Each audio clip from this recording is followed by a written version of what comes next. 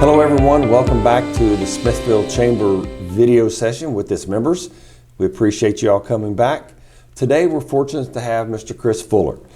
Mr. Fuller is with the full-featured landscape business here in town, and at this point I'm going to say thank you so much for coming. And the first question is going to be pretty simple. Tell us how you got to where you are today.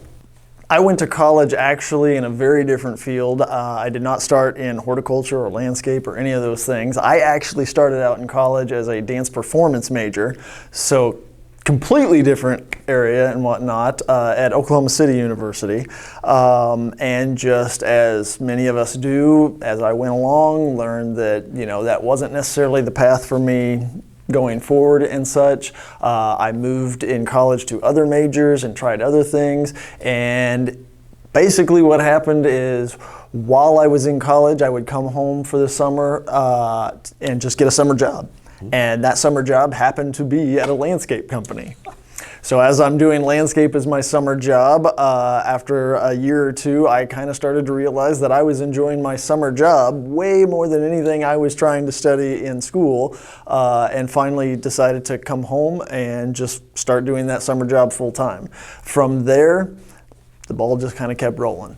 I very quickly became a foreman. I very quickly then became a designer, which worked right in with my artistic side, and I continued on the design side. From there, the company that I was with decided they no longer wanted to be in business, so that was my opportunity, and I started my own business. And I started out just doing everything on my own, from the design side to the sales to the installation, all of it. Enjoyed doing that. It was very successful the first couple years, and then that same company came back to me and decided they also wanted to sell their garden center.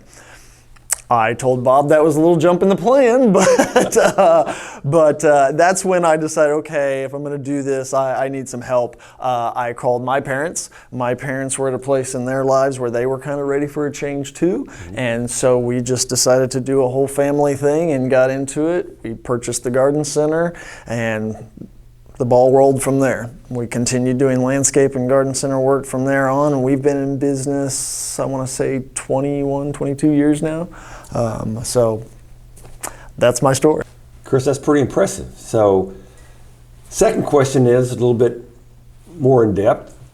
Tell us about what you do today and the things that you feel like has set you up for success where you are. So I do a lot of different things with my current position as the owner and the president. Obviously there's a lot of different things that I'm truly liable for, so to speak, and so everything from making sure that the retail is managed properly to making sure that the landscape is running smoothly and all those things.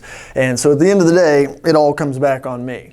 That said, I am very lucky to have my whole family involved, and therefore we are able to split those things up and allow me to focus on what I'm really good at.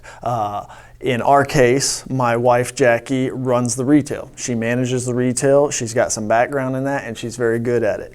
My mother does all the bookkeeping, and so I don't have to worry about the taxes and the bookkeeping and stuff. She has that handled. My father does a lot more of the day-to-day operations, running around and fixing things, making sure that schedules are in place properly for the landscape, which leaves me to be able to do the design work.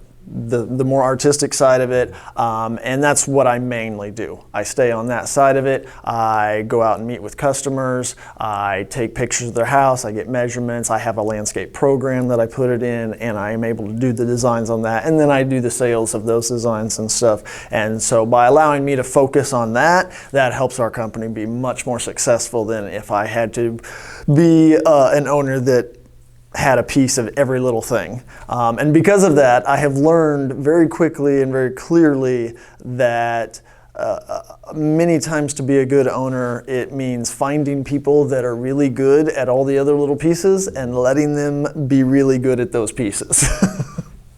Well, it's obvious that you've been pretty successful with your business and all. So, being here with having the wonderful broadcasting journalism students doing the filming for us today, What bit of advice would you give the next generation for them to obtain success? So I know a lot of students are looking for what it takes to be successful. But I would say to that, the first thing I would say is define success. Success is very different to a lot of different people. To some people, it may mean going to college, finding a good job, buying a house, getting married, having kids, all these things that maybe their parents did in a certain order.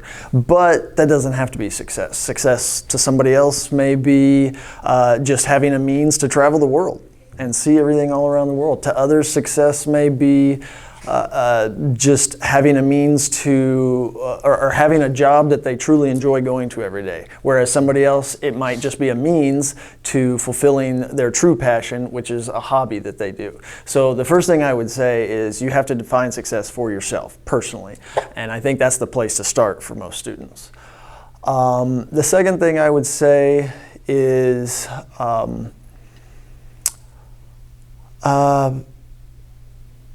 don't be afraid to do what makes you happy. Chris, thank you so much today for coming in and visiting with us. I'd like to thank Smithville High School, the Chamber of Commerce, Integrated Financial Solutions of Kansas City, and the Jamison Edwards Group, and most importantly, to thank you for taking your precious time to watch our videos. Have a good one. Bye-bye.